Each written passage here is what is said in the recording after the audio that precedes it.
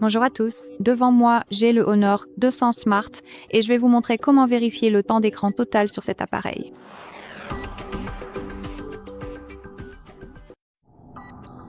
Commençons donc par ouvrir les paramètres, puis il faut faire défiler et trouver la bonne option, à savoir bien, être numérique et contrôle parental.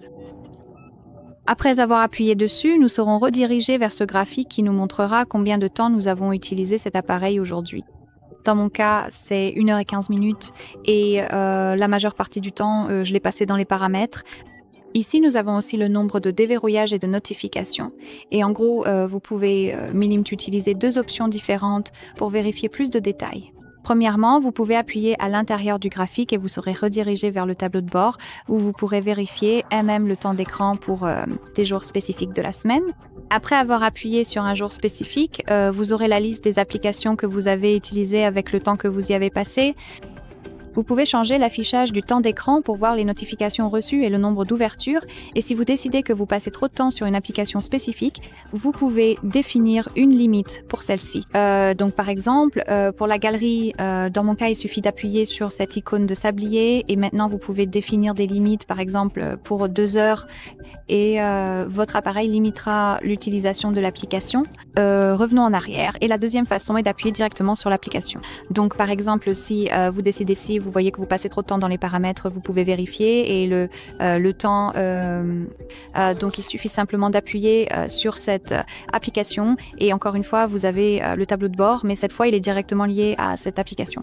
Vous pouvez changer le type d'affichage en notifications reçues et nombre d'ouvertures et passer de l'affichage quotidien à l'affichage horaire. Revenons en arrière et je voulais aussi attirer l'attention sur deux façons de se déconnecter. Donc sur cette section où vous pouvez définir une sorte de limite et des modes qui vont vous permettre de vous concentrer. Donc par exemple le mode concentration, ici nous pouvons définir le planning. Tout d'abord, nous devons sélectionner les applications distrayantes. Donc, par exemple, si vous recevez beaucoup de notifications d'une application spécifique, vous pouvez la trouver ici, puis la sélectionner. Donc, imaginons que je reçoive des notifications de Chrome, d'AliExpress et peut être de Drive.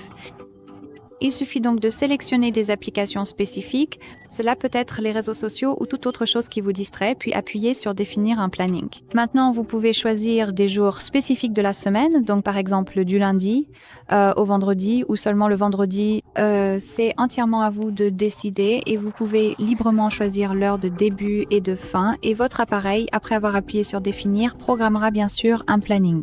Configurer, appliquer le mode concentration et pendant cette période, pendant le créneau défini, il désactivera simplement et masquera les notifications des applications distrayantes. Donc vous pourrez vous concentrer sur d'autres activités comme par exemple le travail ou lorsque vous allez dormir, vous ne serez pas dérangé ou vous pourrez vous concentrer à l'école.